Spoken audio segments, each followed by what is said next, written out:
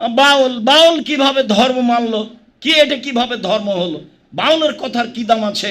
সঠিক আকীদার লোক হতে হবে, আপনার ছেলে মেয়েকে মানুষ করতে হবে। এই জন্য কি যে আপনি ভুল বুঝলেন, আপনার ছেলে মেয়েদের টাকা ইনকাম করতে হবে, আপনি বুঝলেন এটা? শোনেন, আপনার ছেলের ভাগ্যে কতটি টাকা লেখা আছে পৃথিবী সৃষ্টির 50,000 বছর আগে, কয় টাকা ইনকাম করে লেখা আছে। স্বামী স্ত্রী মিলে জীবন বাজি রেখে চেষ্টা করেন যদি, আর 8টা 10টা করে যদি শিক্ষক রাখেন, তবু তার নামে যেটা রুজি আছে সেটাই হবে। আপনি দেখতে পান না কত বড় বড় ব্যবসায়ী কোম্পানির মালিক হলো ভোদাই, অক্ষরই চেনে না, তার অধীনে কত মাস্টার ডিগ্রি মানুষ আছে, এটা তো আপনার চোখের সামনে। একেবারেই ভোদাই মালিক যে সে, আরে ও 2 আর 2 কি হয় সেটাই বুঝে না, অথচ তার টাকার অভাব নাই। কত মানুষ তার অধীনে মাস্টার ডিগ্রি পাস মানুষ কাজ করছে, ওকে দিন রাত স্যার বলছে। এটা কিয়ামতের লক্ষণ। আয়েশা রাদিয়াল্লাহু তাআলা আনহার চোখের সামনে আল্লাহর নবী দুনিয়া থেকে বিদায় নিয়েছেন, তার কাফন দাফন হয়েছে, বিচারের মাঠে তাকে উঠতে হবে, সব কিছুই তার হবে। তিনি একজন মানুষ, তিনি হায়াতুন নবী, এটা নেহাত অন্যায় কথা, এটা আকীদা ভ্রষ্ট ভ্রান্ত আকীদার কথা। আর বৈঠকে নবী উপস্থিত হয়ে গেছেন, তাই দাঁড়িয়ে যেতে হবে, এটা একটা ভ্রান্ত আকীদা। নবী কেন এখানে আসবেন? উনি কি হাজের নাজির? উনি তো মারা গেছেন, আত্মার জগতে তিনি উত্তর দিয়ে থাকেন। এর অর্থ এই নয় যে আমার বৈঠকে চলে এসেছে। এমন কাজের গতি, এমন নিয়ম নীতি রাসূল সাল্লাল্লাহু আলাইহি ওয়াসাল্লাম রাখেন না, এই ক্ষমতায় এই গতিবিধি তার কাছে নেই।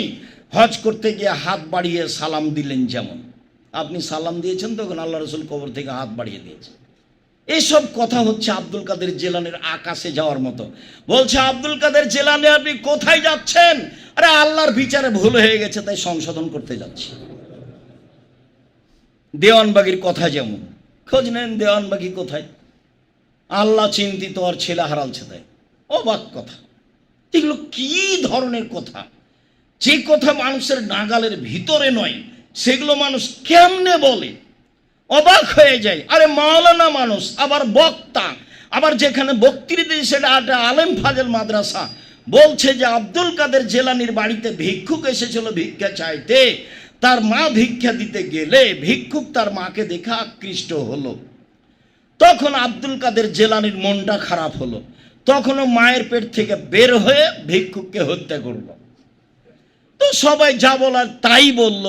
আমি এখন পরে বলছি, আমি আর কি বলি, আমি এখন বলছি যে আব্দুল কাদের জিলানী মায়ের পেট থেকে কিভাবে বের হলেন, কিন্তু এখনো তো তার প্রসাবের সময় হয়নি, তো মায়ের পেটে গেলেন কিভাবে? এটার উত্তর কি? এখন মাওলানা সাহেবকে যদি কেউ বলে এটার উত্তর কি, তাহলে একটা হয়। আরেকটা কথা যে ও তো তার মায়ের সাথে জেনা করেইনি, তাহলে উনি যে তাকে হত্যা করে দিলেন, তাহলে এখন কেসাস আব্দুল কাদের জিলানী জন্মের সাথে সাথে তাকে হত্যা করতে হবে। কেন? তিনি অন্যায়ভাবে একটা মানুষকে হত্যা করেছেন। এগুলো ধর্মের কথা হলো? এগুলো কোনো শরীয়তের কথা হলো? আলেম ওলামা শরীয়তের কথা বলবেন, হিসাব ছাড়াই বলবেন। রাসূল উপস্থিত হয়ে গেছেন মানুষের সামনে, তাই দাঁড়িয়ে তাকে সালাম দিতে হবে, জিলাপি বিতরণ করতে হবে। এগুলো দুরূদ নয়, ভুল হিসাব। কাব ইবনে উজরা বলেন, আমরা রাসূল সাল্লাল্লাহু আলাইহি সাল্লামকে বললাম, আপনাকে আমরা সালাম দিতে জানি, আল্লাহ আমাদের শিখিয়েছেন, আপনার উপরে আমরা দুরূদ পড়তে জানি না। কিভাবে আপনার উপরে আমরা দুরূদ পড়ব? আপনাকে আমরা সালাম দিতে জানি, আপনার উপরে আমরা দুরূদ পড়তে জানি না, অথচ আল্লাহ বলছেন যে আপনার উপরে দুরূদ পড়তে হবে। তো বলেন কিভাবে? তখন আল্লাহ রাসূল বলছেন, কুলু, তোমরা বলো, আল্লাহুম্মা সাল্লি আলা মুহাম্মাদি ওয়া আলা আলি মুহাম্মাদ কামা সাল্লাইতা আলা ইব্রাহিম ওয়া আলা আলি ইব্রাহিম ইন্নাকা হামিদুম মাজিদ। হে আল্লাহ, তুমি মুহাম্মদ সাল্লাল্লাহু আলাইহি সাল্লামের উপরে শান্তি অবতীর্ণ করো, যেমনভাবে ইব্রাহিম আলাইহিস সালাম এবং তার বংশধরের প্রতি শান্তি অবতীর্ণ করেছো। আল্লাহুম্মা বারিক আলা মুহাম্মাদিন ওয়া আলা আলি মুহাম্মাদ কামা বারাকতা আলা ইব্রাহিম ওয়া আলা আলি ইব্রাহিম ইন্নাকা হামিদুম মাজিদ। হে আল্লাহ, তুমি মুহাম্মদ সাল্লাল্লাহু আলাইহি সাল্লাম এবং তার পরিবার বর্গের উপরে নিরাপত্তা বরকত নাজিল করো, যেমনভাবে ইব্রাহিম আলাইহিস সালাম ও তার পরিবারের প্রতি বরকত নাজিল করেছ। তুমি প্রশংসনীয়, তুমি জ্ঞানী। এই দুরূদ রাসূল সাল্লাল্লাহু আলাইহি সাল্লাম শিখিয়ে দিলেন। শব্দের কিছু কমবেশ সহিহ হাদিসও রয়েছে, কিন্তু কোথা থেকে আসলো? বালাগাল্লা বে কামালেহি কাশাভাদ্দ যাবে জামালেহি হাসনাত জামিও খেসালেহি সাল্লু আলাইহি ওয়া আলিহি আল্লাহুম্মা সাল্লি আলা সাইয়্যিদিনা মাওলানা নাবিয়ানা মুহাম্মদ। আমি এগুলো মানুষের শুনে বলছি, আমি ওই বৈঠক কোনোদিন দেখিনি, ওই বৈঠকে কোনো যায়নি, ওই বৈঠক শরীয়তের নয়। এগুলো একটা বেদাতি বৈঠক এবং এগুলো বেদাতি দোয়া, এগুলো পরকাল হারিয়ে যাওয়ার দোয়া। মুহাম্মদ সাল্লাল্লাহু আলাইহি সাল্লাম বললেন, পৃথিবীর মানুষ শুনে রেখো, বাল্লিগু আন্নী ওয়ালা আয়া, আমার একটি কথা জানা থাকলে অন্যকে বলো। হাদিসুন বানি ইসরাইলের কাহিনী বলো, কোনো দোষ নেই। মান কাযাবা আলাইয়া মুতাআম্মিদান, কেউ যদি কোনো কথা আমার নামে বলে, সেই কথা যদি আমার না হয়, ফালিয়াতাবাওয়াহু মিনান নার, সে তার স্থানকে করে নিল জাহান্নাম, সে জাহান্নামে যাবেই। আপনি ধর্মের নামে যেটা মুখে বলেছেন, ধর্মের নামে যেটা কলমে লিখেছেন, সেটা যদি রাসূলের না হয়, তাহলে আপনাকে জাহান্নামে যেতেই হবে। হজ করলেও হবে, তাহাজ্জুদ পড়লেও হবে, আল খাল্লা গায়ে থাকলেও হবে, বায়সাতের পাগড়ি থাকলেও হবে। ধর্ম তো সহজ নয়। কাফাবিল মারে কাদেবান আইয়ুহাদ্দিসা বিকুল্লি মা সামিয়া, মানুষের মিথ্যা খাওয়ার জন্য এতটুকু যথেষ্ট, শরীয়তের কোনো কথা তদন্ত না করেই বলে দিবে। আপনি দুরূদে ইব্রাহিম পড়েন, নাম আসলে সাল্লাল্লাহু আলাইহি ওয়াসাল্লাম বলেন। কেন? আবু হুরায়রা রাদিয়াল্লাহু তাআলা আনহু বলেন, রাসূল সাল্লাল্লাহু আলাইহি সাল্লাম বলেছেন, রাগিমা আনফু রাজুলিন, সেই লোকটা মাটিতে মিশে যাক, তার নাকটা মাটিতে মিশে যাক। মান যুকিরতু আলাই ইনদাহু ফালাম ইসাল্লি আলাইয়া, আমার নামটা তার পাশে পড়া হলো, আরও সাল্লাল্লাহু আলাইহি ওয়াসাল্লাম বলল না। আমার নামটা আসলো তার পাশে, তার সামনে, তার কানে, কিন্তু ও সাল্লাল্লাহু আলাইহি ওয়াসাল্লাম বলল না। ও ধ্বংস হোক, ও মাটিতে মিশে যাক। পরের বাক্যে আল্লাহ রাসূল বলছেন যে রাগিমা আনফু রাজুলিন, ওই লোক মাটিতে মিশে যাক, ধ্বংস হয়ে যাক, যার কাছে রমজান মাস আসলো, তারপরে রমজান চলে গেল, তার পাপ ক্ষমা হলো না, ও মাটিতে মিশে যাক। তারপরে সেও মাটিতে মিশে যাক, ধ্বংস হোক। যে বৃদ্ধ অবস্থায় পিতামাতাকে পেল, আর পিতামাতা তাকে জান্নাতে প্রবেশ করাতে পারলো না।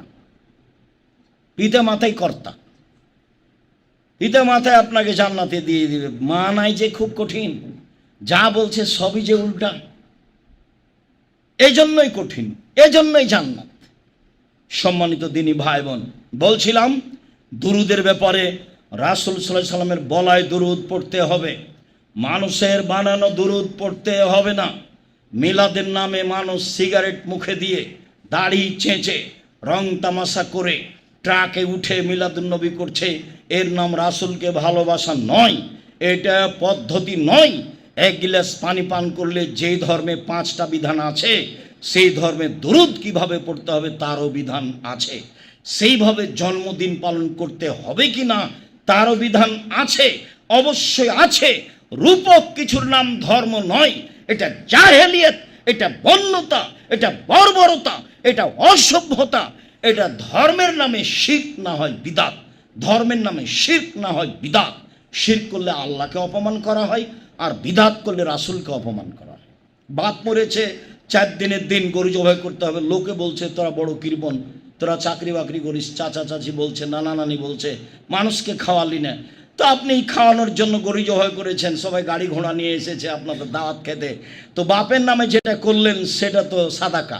সাদকা হলো মানুষের ময়লা। তো যে এসে সাদকা খাচ্ছে ও তো বিত্তশালী মানুষ, এটা খাবে কি করে? এটা তো মানুষের ময়লা। ওটা কেউ না থাকলে এটা ড্রেনে ফেলে দিতে হবে, কুকুরে খাবে, ওটা তো মানুষের ময়লা। রাসূল সাল্লাল্লাহু আলাইহি ওয়াসাল্লাম বলছে, সাদকা আমার জন্য হারাম, আমার বংশের জন্য হারাম, আমার বাড়িতে যে কাজ করে তার জন্য হারাম। কি বলো তোমরা? সাদকা হচ্ছে মানুষের ময়লা, সাদকা কেন আমার কাছে নিয়ে এসেছ? সাদকা আমি খাই না, আমার বংশ খায় না, আমার বাড়ির কাজের লোক খায় না। তোমার বাপের নামে তুমি গরু জবাই করেছ, আর ওই মানুষগুলো খেলে গেলো তো মানুষের ময়লা তুমি কেমনে খাওয়ালা, আর নির্ধারিত দিনে করেছে সেই জন্য শিরক। ঘুরে ওই প্রথম কথা চলে আসলো, আমও গেল, ছালাও গেল, কাঁদতে কাঁদতে দুই চোখে গেল, বাপও গেল, তুমিও গেল, তোমার মাও গেল, তোমার বংশ গেল, যারা সাথ দিয়েছে তারাও গেল। ধর্ম এমন নয়। পৃথিবীর মানুষ শুনে রেখো, আমার একটি কথা জানা থাকলে অন্যকে বলো আমার কথা হতে হবে। বানি ইসরায়েলের কাহিনী বলো, কোনো দোষ নেই। কেউ যদি কোনো কথা আমার নামে বলে, কলমে লিখে, সেই কথা যদি আমার না হয় তাহলে তার থাকার জায়গা জাহান্নাম। জুব্বা যত বড়ই হোক, আলখাল্লা যত বড়ই হোক, পাগড়ি যত বড়ই হোক, বিচারের মাঠে রক্ষা হবে না। মৌলানা সাহেবকে দিয়ে জাহান্নাম উদ্বোধন করা হবে, কথা আল্লাহ রাসূল বলেছেন, হাদিস বুখারী মুসলিম। তিনি বলেছেন আমার জীবনে বড় আশঙ্কা তিনটে: এক, আইম্মাতা মুজিল্লিন, ভ্রান্ত হুজুর; দুই, আমার উম্মত হিন্দুদের সাথে মিশে যাবে, এটা আমার ভয়; তিন, আমার উম্মত মূর্তি পূজা করবে, এটা আমার ভয়। আপনার বাড়িতে ছবি মূর্তি কেন, পুতুল কেন, কাপড়ের হোক আর প্লাস্টিকের হোক কেন? কেন আপনার মেয়ে নিয়ে খেলে, কেন আপনার নাতিন নিয়ে খেলে, কেন আপনার পুতিন নিয়ে খেলে? খেলবে কেন? কেন খেলবে? এগুলাই হচ্ছে শিরক। পৃথিবীর মানুষ, আমি আশঙ্কা করে গেলাম আমার উম্মতের উপরে, ভ্রান্ত হুজুর, ওকে দেখতে লাগবে আলেম, ওর অন্তর হচ্ছে শয়তানের অন্তর। এই কথা আল্লাহ নবী বলছেন, হাদিস বুখারী মুসলিম। আপনাকে আমি কি দিয়ে বুঝাই? আল্লাহ রাসূল বলছেন যে ওকে দেখতে লাগে মানুষ, তার অন্তর হলো শয়তানের অন্তর। মৌলানা সাহেবের ব্যাপারে বলছেন, কেমনে তিনি ধর্মকে এভাবে রূপক করে জাতির সামনে পেশ করেন? কিভাবে হতে পারে? কিভাবে এটা হতে পারে? আল্লাহ রাসূল সরকারের কাছে যেতে নিষেধ করছেন, আর আমি সরকারকে এই বলতে চাচ্ছি, হিসাব নয়, ভুল হিসাব, এটা পরহেজগারিতা নয়, এটা তাকওয়া নয়, এটা আমি শরীয়ত বুঝি না, তারই প্রমাণ। সম্মানিত দিনী ভাই বোন, বলছিলাম ভূমিকম্প কেন? ভূমিকম্প হয় তিনটা কারণে: এক, মানুষ যখন নেশাদার দ্রব্য পান করবে তখন; দুই, মেয়েরা যখন নাচবে তখন; তিন, যখন বাদ্যযন্ত্র প্রকাশ পাবে তখন। নেন এবার, ভূমিকম্প হবে সন্ধ্যায় ছিল মানুষ, সকালে হবে শোর, বানর। কেন? মানুষ যখন নেশাদার দ্রব্য পান করবে তখন; দুই, মানুষ মেয়েরা যখন নাচবে তখন; তিন, মানুষ যখন বাদ্যযন্ত্র ব্যবহার করবে তখন। সব দোকানেই বাজনা বাজে, সব মোবাইলেই বাজনা বাজে, সব ঘরেই বাজনা বাজে, সব মোবাইলে মেয়ে নাচে, সব দোকানে বাজনা বাজে, মেয়ে নাচে, সব বাড়িতে মেয়ে নাচে। ওখানে তুমি দেখছো, এখানে তোমার বোন দেখে, ওই ঘরে তোমার মা দেখে, এই ঘরে তোমার বাপ দেখে। এই বাড়িটা হচ্ছে বন্যা, জেনার বন্যা, জেনাই শয়লাবে বাড়ি। কি বুঝাতে চাচ্ছ? ভূমিকম্প কঠিন থেকে কঠিন হয়ে যাওয়ার কথা। মুহাম্মদ সাল্লাল্লাহু আলাইহি সাল্লামের দুয়ার কিছু প্রতিক্রিয়া আছে, তাই একবারে মানুষ ধ্বংস হচ্ছে না, ধ্বংস হওয়াই স্বাভাবিক। আমি বলিনি, মুহাম্মদ সাল্লাল্লাহু আলাইহি সাল্লাম বলেছেন। পৃথিবীর মানুষ শুনে রেখো, তিনটা পাপের কারণে মানুষ ভূমিকম্প হবে, তিনটা পাপের কারণে মানুষের উপরে গজব নাজিল হবে, তিনটা পাপের কারণে মানুষ সন্ধ্যায় থাকবে মানুষ, সকালে হবে শোর, বানর। এই তিনটা পাপ, যে তিনটা পাপ উল্লেখ করলাম, সাবধান। বাউলেরা নবীর উপরে নানান মন্তব্য করছে, নবী এমন নয়। নবীও মানুষের জন্য পরকাল হারানোর মাধ্যম। কোরআন মাজিদ যেমন মানুষের জন্য পরকাল হারার মাধ্যম, তেমনি ওই যে কাদিয়ানি কি বুঝলো মোহাম্মদের পরে আরো নবী আছে। শিয়া কি বুঝলো? বলছে জিবরাইল আসতে ভুল করেছে, আসতে হতো আলীর কাছে, এসেছে মোহাম্মদ সাল্লাল্লাহু আলাইহি ওয়াসাল্লামের কাছে। বাউল কিভাবে ধর্ম মানলো? কি এটা কিভাবে ধর্ম হলো? বাউলের কথার কি দাম আছে? সঠিক আকীদার লোক হতে হবে, আপনার ছেলে মেয়েকে মানুষ করতে হবে। এই জন্য কি যে আপনি ভুল বুঝলেন, আপনার ছেলে মেয়েদের টাকা ইনকাম করতে হবে, আপনি বুঝলেন এটা? শোনেন, আপনার ছেলের ভাগ্যে কতটি টাকা লেখা আছে পৃথিবী সৃষ্টির 50,000 বছর আগে। কয় টাকা ইনকাম করবে লেখা আছে। স্বামী স্ত্রী মিলে জীবন বাজি রেখে চেষ্টা করেন যদি, আর 8টা 10টা করে যদি শিক্ষক রাখেন, তবু তার নামে যেটা রুজি আছে সেটাই হবে। আপনি দেখতে পান না কত বড় বড় ব্যবসায়ী কোম্পানির মালিক হলো ভোদাই, অক্ষরই চেনে না, তার অধীনে কত মাস্টার ডিগ্রি মানুষ আছে, এটা তো আপনার চোখের সামনে। একেবারেই ভোদাই মালিক যে সে, আরে ও 2 আর 2 কি হয় সেটাই বুঝে না, অথচ তার টাকার অভাব নাই। কত মানুষ তার অধীনে মাস্টার ডিগ্রি পাস মানুষ কাজ করছে, ওকে দিন রাত স্যার বলছে। এটা কিয়ামতের লক্ষণ। ভুল বুঝলেন, ছেলে মেয়ে মানুষ করলেন না, জাতির কল্যাণের জন্য, মানুষকে শিরক মুক্ত করার জন্য, বিদাত মুক্ত করার জন্য। সম্মানিত দিনী ভাই বোন, অবশ্যই আঙ্গুল উঠানোর ব্যাপারে সতর্ক থাকব, অবশ্যই দুরুদ পড়ার ব্যাপারে সতর্ক থাকব, অবশ্যই বেশি বেশি দুরুদ পড়ব। বেদাতীদের বিরোধিতা করতে গিয়ে দুরুদই ছেড়ে দিলাম এমনটা হয় না যেন। নামাজের পরে হাত তুলে দোয়া বেদাত, এই কথাটা বলতে গিয়ে হাত তুলে দোয়াই ছেড়ে দিলাম এমনটা হয় না যেন। জিকির করতে করতে বাঁশের উপরে উঠে গেছে লাফ দিয়ে, তো এই জিকির আর জিকির নাকি, ওর বিরোধিতা করতে গিয়ে জিকিরই ছেড়ে দিলেন এমনটা হয় না যেন। জিকির করতে হবে এ কথাই ঠিক, চুপে চুপে। দুরূদ পড়তে হবে এ কথাই ঠিক, চুপে চুপে। স্বাভাবিকভাবে রাসূলেরটা হাত তুলে দোয়া করতে হবে এ কথাই ঠিক, নিজের মতো, যখন আপনাকে ভালো লাগে। শুকরিয়া। সাথে সাথে শেষ কথাটা বলি, আমরা বিভিন্ন দিনে, বিভিন্ন জুমায়, বিভিন্ন জায়গাতে গেলে জামিয়া সালাফের অনেক সুবিধা হয়। জামিয়া সালাফের কথাটা আমি একাই বলে থাকি। জামিয়া সালাফিয়া, আপনি দোয়াতে আছেন আর আমি জিম্মেদারি পালন করছি এককভাবে। আমরা এই দাওয়া সেন্টার দিয়ে জামিয়া সালাফের অনেক উপকার আশা করেছি। আপনি সে আশাকে পূর্ণ করার চেষ্টা করবেন মানুষ হিসাবে যতটুকু সহজ হয়। তাতে দুইটা দিক আমি দাবি জানিয়েছি, দোয়াতে অংশ রাখবেন জামিয়া সালাফের, আর দ্বিতীয় হলো এই যে খালি টাকায় আসবেন না, ভুলে আসলে আবার ফিরে যাবেন, কম হোক আর বেশি হোক, এ দিয়ে অনেক সুবিধা ভোগ করবে জামিয়া সালাফিয়া।